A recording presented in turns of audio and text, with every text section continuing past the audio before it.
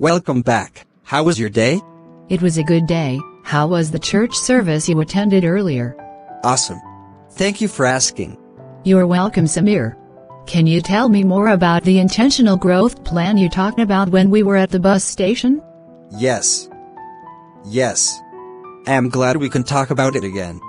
Do you remember what we talked about earlier? Yes, I do. Intentional growth plan focuses on spiritual, personal, and community development.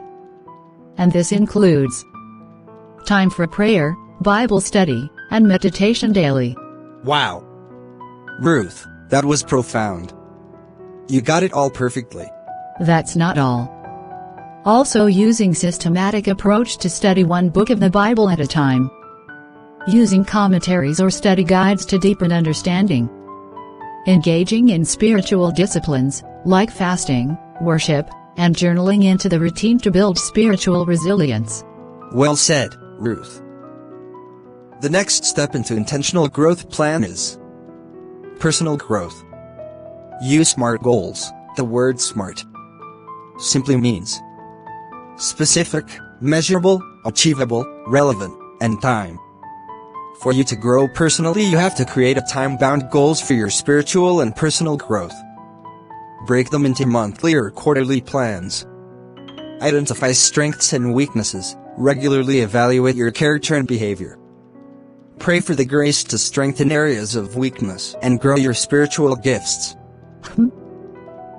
Also pursue mentorship. Seek a spiritual mentor within the church who can guide you, offer advice, and help you stay accountable. I have a question. What kinds of specific spiritual or personal goals should I set? Start with areas in your life where you feel growth is needed. For spiritual goals, focus on deepening your relationship with God, for example, daily prayer, Bible reading. For personal growth, think about areas like improving discipline, character, or relationships with others.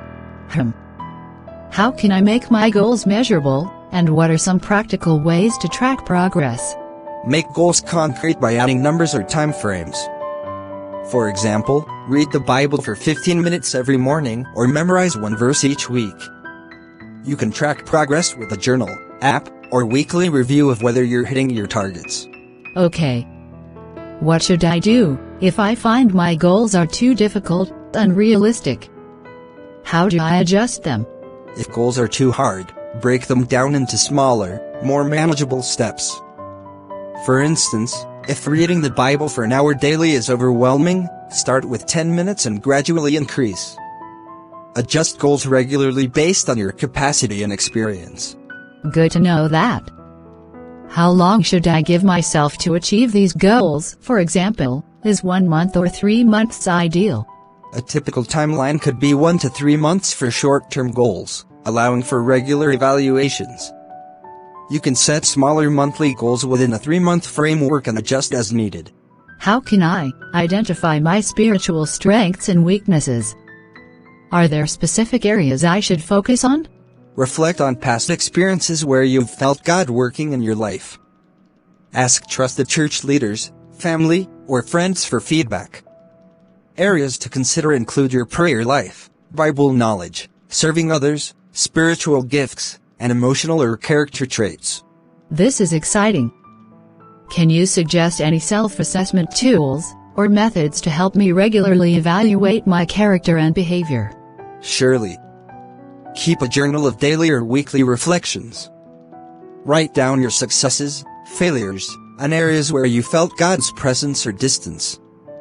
There are also spiritual gift tests, personality assessments, and Bible study workbooks that can guide you.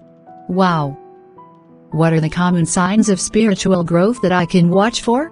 Look for deeper peace, more consistent prayer, greater understanding of the Bible, improved self-control, and a growing desire to serve others. You may also notice a shift in your reactions to challenges, choosing faith over fear. How do I approach someone to be my mentor, and what should I look for in a spiritual mentor? Approach someone in your church who demonstrates strong faith, wisdom, and a life that reflects Christ. Be open and honest about your desire to grow spiritually, and ask if they would be willing to meet regularly. Look for qualities like patience, wisdom, and humility in a mentor. This is a great insight. How often should I meet with my mentor, and what topics should we discuss? Meeting once or twice a month is common, though this depends on both your schedules. Discuss topics like your spiritual goals, challenges you're facing, areas of growth, Bible study questions, and prayer needs. Let the mentor offer guidance on life decisions or spiritual issues. Okay.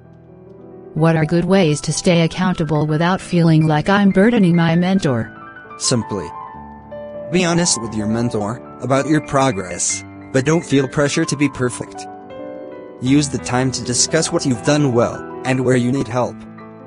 You could also send a brief update via text, emails, between meetings to stay connected without overwhelming them. By following these guidelines, you'll have a clear path for setting your goals, identifying personal growth areas, and finding the right mentor for your intentional personal growth plan.